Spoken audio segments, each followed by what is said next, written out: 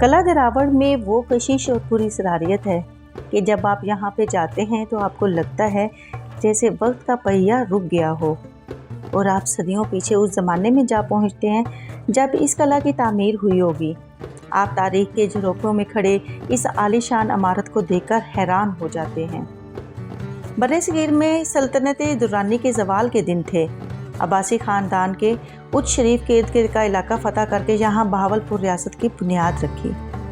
वो अपना शजरा नस्ब अरब के अब्बासी खुलफा से चले आने के दावेदार हैं। बहावलपुर का शुमार बरसगीर पाको हिंद की खुशहाल रियासतों में होता था। 18वीं सदी के अवाइल से करीबन 2.5 सदियों तक यहाँ के हुक्मरान रहने वाले अब्बासी ख़ानदान ने एक तरफ दारुल खलाफा बहावलपुर में पूरा आसाइश महलात और बागात तामीर किए, तो दूसरी तरफ कॉलेज, हॉस्पिटल, स्टेडियम, तफरीही मुकामात और लाइब्रेरियाँ भी बनवाईं। अब्बासी ख़ानदान की तामीरात के आसार आज भी बहावलपुर के इलाका में नज़र आते हैं। तारीख़ के उन औराक की मानिंद हैं जिनसे कई कहानियाँ, कई दास्तानें और कई यादें जुड़ी हुई हैं। तारीख़ का एक ऐसा ही वर्क पलटें तो आप बहावलपुर शहर से तकरीबन 80 किलोमीटर दूर सहराए चोलिस्तान में कला दरावड़ तक जा पहुँचते हैं। सड़क पक्की है लेकिन तंग है, इसलिए यहाँ तक पहुँचने के लिए तकरीबन 2 घंटे दरकार हैं। अब्बासी ख़ानदान की मलकियत ये कला दरावड़ के नाम से जाना जाता है, मगर आज़ाद रियासत बहावलपुर के आखिरी हाकिम नवाब सर सादिक मोहम्मद अब्बासी के नवासे साहबजादा कमरू ज़मा अब्बासी, जो अब इस किला के निगहबान भी हैं, उनका कहना है कि इसका असल नाम डेरावर है और उन्होंने अपनी किताब में भी यही नाम इस्तेमाल किया है। आपको कला दूर ही से अपने शहर में गिरफ्तार कर लेता है। कला की ऊंची दीवारें और इनमें नस्ब ठोस लोहे से बना इस कदर ऊंचा और चौड़ा दरवाज़ा कि हाथी भी इसमें से बआसानी गुजर जाए। रेत के वसीओ अरीज़ मैदान में खड़ा है। ये कला दूसरे कलों से बहुत मुनफरिद दिखाई देता है। इसके बिल्कुल सामने दिल्ली की मस्जिद के तर्ज पर बनी एक कदीम मस्जिद भी है, जो इसके हुस्न को 4 चांद लगा देती है। कला में पहुंच जाने के बाद आपको लगेगा कि वक्त का पहिया यहीं पर थम गया है। कला की जानिब बढ़ें तो मस्जिद के अकब में बने एक दरवाजे से गुजरते हुए आप पेच खाती इस कुशादा गुजरगाह तक पहुंच जाते हैं, जो आपको कला के अंदर लेकर जाती है। इसे कभी ईंटों से तामीर किया गया होगा।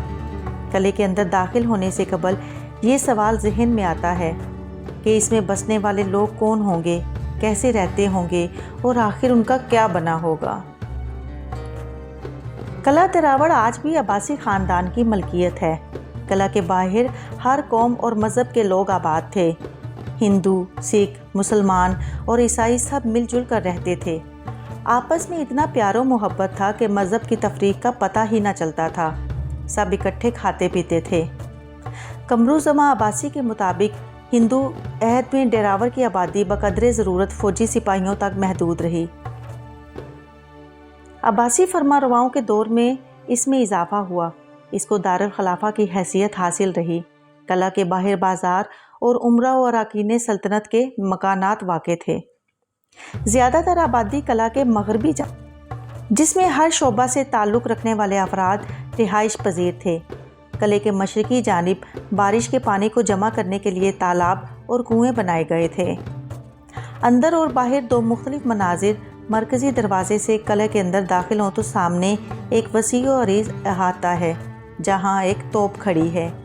सामने जो इमारत नज़र आती है वो गालबन 12 दरी थी, जो महल के बैरूनी हिस्से में वाक़े थी।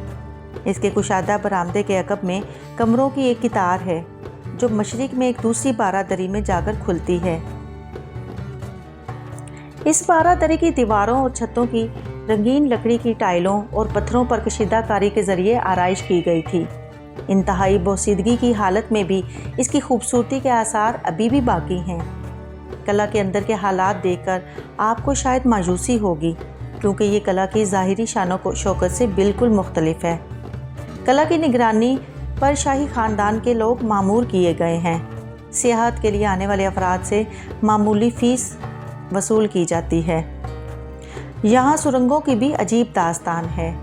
मरकज़ी महल के मशरक़ी समत फ़ौजियों के लिए बैरकें और गोदाम वगैरह बनाए गए थे।